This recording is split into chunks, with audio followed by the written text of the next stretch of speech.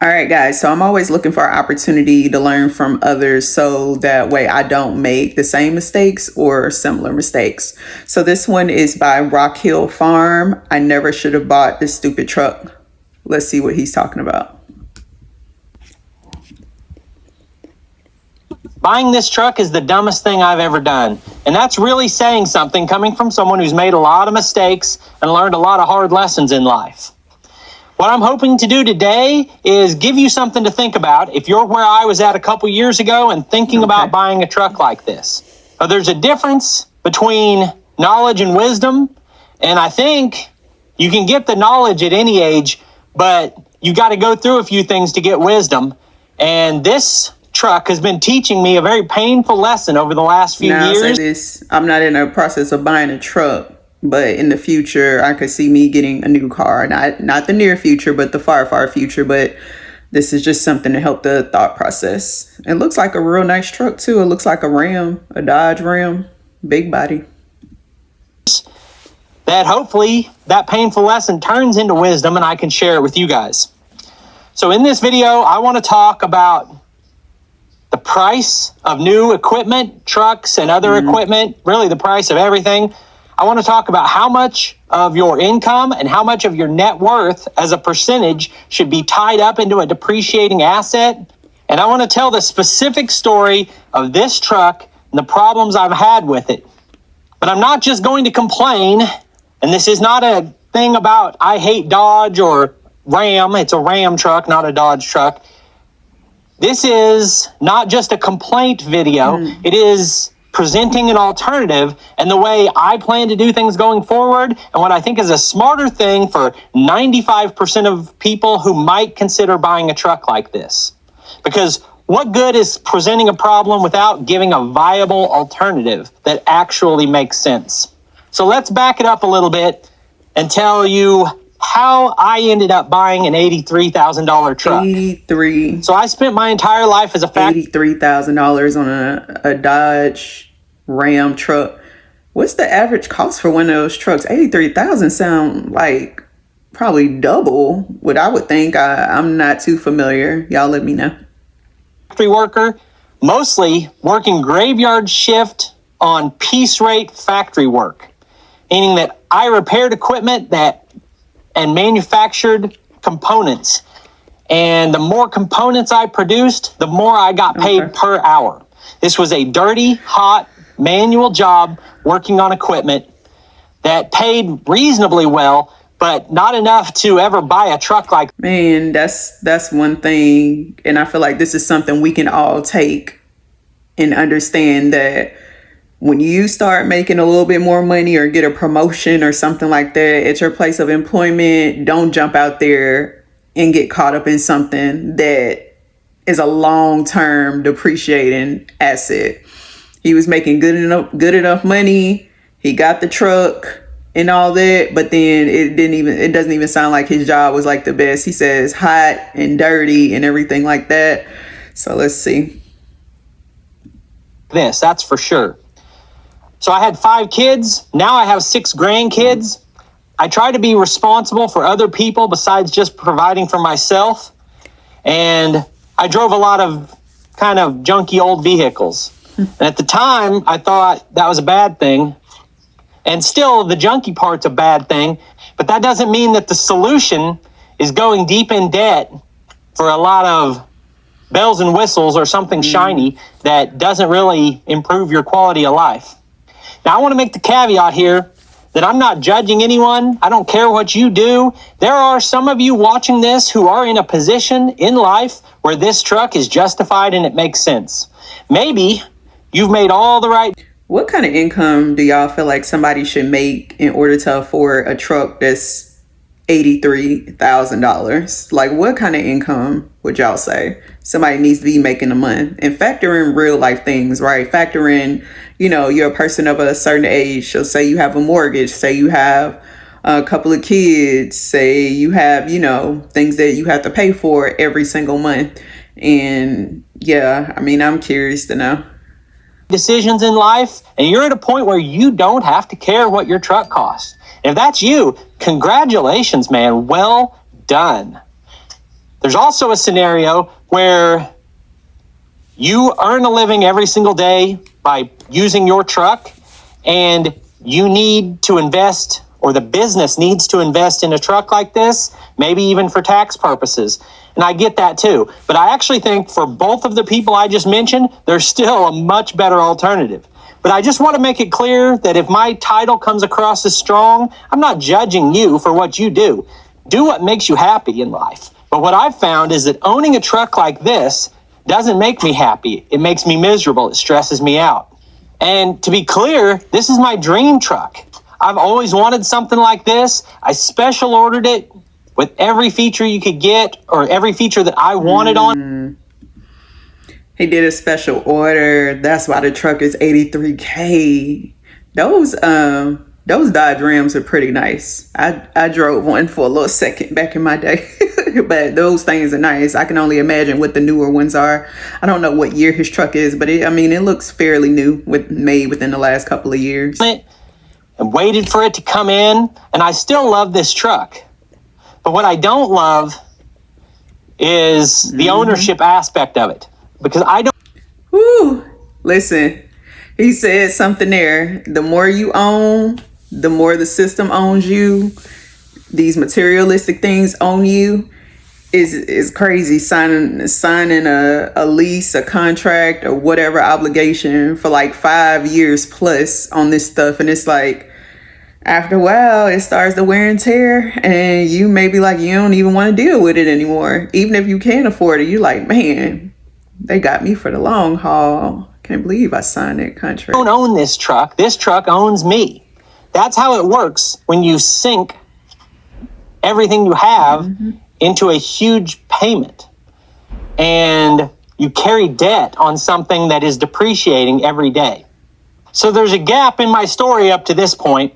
I'm talking about someone who's working in a factory for a basic wage and just barely getting by, and then I jump to buying a really expensive truck. There's a gap in there that matters, and it's where I went astray. So I came up with a product, launched a business around it, sold a tremendous amount of a product that I was proud of, and I felt like I had won in life. I felt like I made it.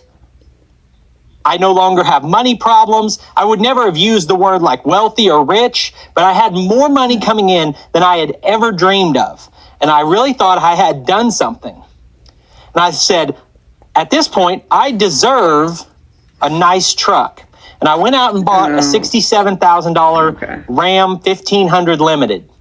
And I love that truck.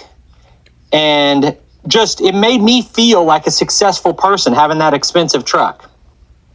But the reality is I hadn't put in the work to be at a point really where that was justified. Because I had money coming in, I was making more money than I'd ever made, but I was still carrying debt. You know, we had a mortgage. For anybody out there, when you come into that kind of money, that kind of income, like he didn't go into the details and the specifics, right? But he came up with a product and he ended up selling it, and it was just the most money he ever seen, ever had. It's like handle business first. Because when months, years down the line, you'll wish you paid that stuff off and handled that first. He said he still had debts and a mortgage. That would be the first thing. Please take the money before I do anything else. Pay off all the debts. And it was fine. You know, I could make the payment. But being able to make the payment is not the same as being able to afford something. Because I can make the payment on this today, but I can't afford to have it.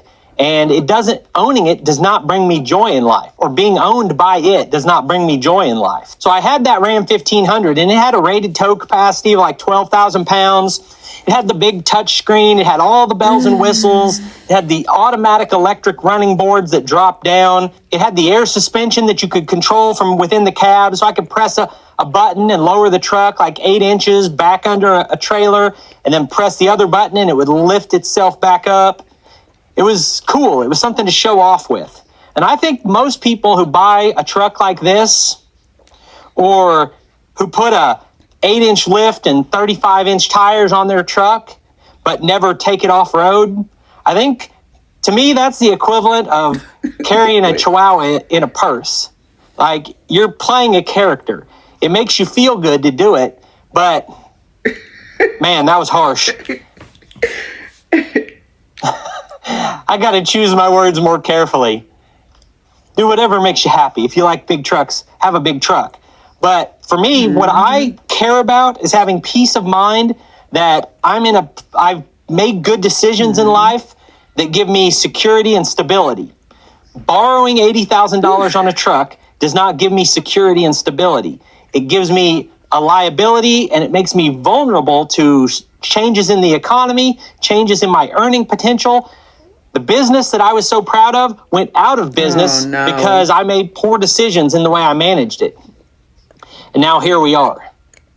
So I had that truck, and it was a $67,000 truck with a payment that was over $1,000 a month, and it was still a $1,500. And at this point, what I did for a living, both of my businesses, the one I had then and the one I have now, require me to pull trailers and haul stuff. And that truck had a 12,000 pound rated tow capacity, and I was towing 10,000 pounds with it on a regular basis. And I feel like towing 90% of your rated capacity on a regular basis is maybe not the smartest thing. I said, I'm worried. So part of him justifying the purchase for the truck is because of the line of work that he's in. And he's like, yeah, I need this truck and I can use this for work and everything like that. But when you put yourself in a position where you're putting additional wear and tear on your new vehicle, it's like, man, after a while, your vehicle won't even make it the whole lifespan of what it could possibly, achieve, because you just beat the mess out of it. Like, I understand he got it for work, but man, it's still, a form of transportation for you and something that you got to pay for every month. And he didn't get an older paid off truck. He went to the lot and put an extra almost $20,000 into the truck, the bells and whistles. That this truck isn't going to last until it's paid for if I'm using it actually as a truck like this. And you shouldn't have to think that way, but it's a reality. And transmission went out on it. And it was like a $7,000 repair, but I was like 3,000 miles from my warranty expiring because I bought that expensive extended warranty. Ram said, no, it's not covered. Actually, the extended warranty company said it wasn't covered. I fought them, and I got it covered. And I said, that's on me. I mean, transmission shouldn't have failed, but I shouldn't have been doing all that towing with a 1/2 ton. I need a 3/4 ton. And in my head, I already knew that it was a dumb thing for me to buy that expensive truck. But I said, my business and how I earn money depends on me having the ability to tow stuff. So I need a Ram 2500. And it's like there's this... Whether you think you're wrong or you think you're right, you're going to find a way to justify it. Either way, you're right, because you're going to find a way to justify it. Like he said, it's a major disconnect, but some kind of way he knew he needed a new truck to do his job. Mental disconnect that the only way to do that is to buy a brand new flashy truck again, when there is so many better ways to accomplish the same thing that we're going to talk about. So I took that Ram 1500 in, and I was upside down on it by like, I don't know, $8,000. I bought this truck, and I think I had to put $6,000, it was $5,000 or $6,000 down to get into this. And I was upside down. I had to special order it because I bought it during COVID when the prices were crazy. Nobody had trucks on the lot. Ford said it would be a year to even get an F-250 from them. I had to special order it and wait. They couldn't tell me when it would come in. I bought another Ram. Took me 3 months to get it. Put $5,000 or $6,000 down and was upside down on this the day I walked off the lot with it. And massive payment that I'm still carrying. That's where we get to the part I didn't understand. I did not understand the cost of ownership of a diesel truck. And I should have, but I didn't. So there are... And it's diesel. wide variety, and we're going to get into all the problems I've had with this truck and the problem I had today with this truck that has sparked this video. The cost of ownership on a diesel truck is insane. I don't know about your state, but in Kansas, if you have a diesel truck, you pay like twice as much in property taxes every year. It costs a lot more to own this. Because this truck has such a high appraised value, my insurance is crazy. So 10 years ago, we had 2 drivers in the house, me and my wife. We had older vehicles on liability. Our combined car insurance was like $80 a month. My car insurance today, with 2 teenage kids and both of us having expensive vehicles, is like $1,000 a month for insurance. Ridiculous. Stupid, and it's choices I've made. Make better choices, you don't have these problems. That's what the video is about. I've made bad choices. I'm now recognizing I've made bad choices. By saying it out loud, I'm hoping it helps you guys. You got the property taxes, you got the higher insurance. The next thing is... Wait, so your property taxes on your home goes up because you have this huge diesel truck? I'm not familiar with that. I'm learning something new. Y'all let me know. If anybody's familiar with this stuff, let me know. Maintenance on this vehicle. It has these crazy high expensive built-in maintenance points. For instance, I drive this truck a lot. I put a lot of miles on it, which is also stupid. An oil change on this is like $370. And I said that in another video, and people were like, well, that's your problem. You're overpaying to have the dealership do the oil change. So I went to a small one-man diesel shop in my little town nearby. It's just a little shop. He's had employees, but most of the time he runs this by himself. This guy's not going to have the kind of overhead of a dealership, right? And he's a good guy. His daughter and my... How much you want to bet? I feel like that oil change is going to be similar to the dealership, because one thing that I have learned is that you can take your vehicle to like a local mechanic, mom and pop, what have you, instead of going to the dealer. But the dealer the mom and pop, mechanic, what have you, they have to learn how to do, not saying they don't know how, right? But it depends on what you're walking in the door with. That's a diesel truck. That's a diesel truck. The thing is huge. Diesel gas is already a lot. So the oil is probably a lot. And if that shop is almost a one-man show, the price might be about the same or more, because he's one person versus the dealer. My granddaughter are in cheerleading together. He's a really solid guy. I said, man, I'm getting ripped off by the dealership on these almost $400 oil changes. And he looked at it and looked up his cost, and he's like, man, I can beat that, but not by much. It's still going to be $325, $340, somewhere in that range for an oil change. Because every time you do the oil change, there's several reasons. First, it's a lot of oil, and the oil is expensive. But also, when you do the oil change, you have to change the fuel filters. And getting a good quality fuel filter, and there's 2 fuel filters, those are expensive. And it just, with the labor rate, it's super expensive. And that's a stupid cost of ownership. I'm going to pause it here for a minute and let you guys look at my ugly mug and add some cost of ownership that I forgot.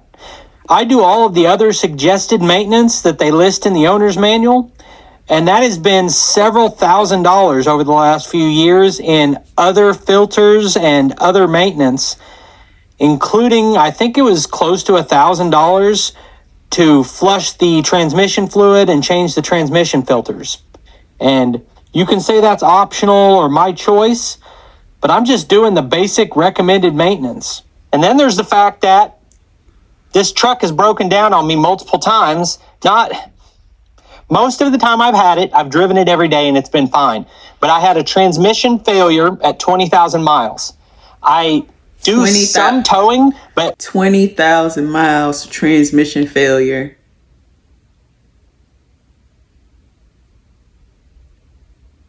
I can't, it's like no mileage. Like, you will hear of that happening at like 200,000 miles. I'm not familiar with Dodge and how well, how long those vehicles last with the proper maintenance, but A transmission going out at 20,000 miles is wild. For a guy buying a 2500, which has 90% the same truck as a 3500, except for the leaf springs, and my truck has an air suspension. So this truck really should be as capable as a 3500, 90% of the way. For someone having, an HD truck, a 3/4 ton, I don't haul that much. I pull a trailer maybe on average once or twice a month. It's not every day. It's not long runs. I'm not out mudding in it or doing anything crazy. Mainly, I just drive it. Transmission failed. Okay. It was fixed under warranty. That's a good thing, right? But now I'm out of warranty, still running that same transmission. I think the transmission's like $8,000. Now, as I go through these problems, the issue is that by paying so much for the truck, my monthly payment is so high, it eats up all my cash flow. If I owned a truck like this that I'd paid cash for because I did it a smart way, I could afford a repair. But when all of your money goes into that monthly payment. I'm following the timeline of what he's saying, because he had a previous truck that he traded in and he got this truck, but he still had to put down like 5,000 or 6,000. I'm just like, man, if he would have had the money, maybe not. I don't know if he considered. It's like, you should have just tried to buy that truck outright, pay for it in full and be done with it. But I mean, I don't know. And the maintenance and the insurance, you don't have anything left to repair the vehicle with. So the next problem started when I'd had the truck about a year. I started hearing a squeak from the brakes. Might have been a year and a half the first time this happened. Said, that's pretty reasonable. I drive a lot. I put a lot of miles on this. I need new brake pads. I go in and they say, well, you do need new brake pads, but also one of your calipers is messed up. I don't even... Okay, so I'm gonna go ahead and stop it here. So the video is not too long, but if you guys want to go ahead and look this guy up, he seems pretty interesting. I would definitely like to subscribe to his channel. This is Rock Hill Farm. I never should have bought this stupid truck. And let me know what y'all think about this video. I really learned some valuable things just for the future, in regards to having a certain mindset towards buying a new vehicle in the far future. But yeah, let me know what you guys think. Comment down below. I'll catch y'all in the next one.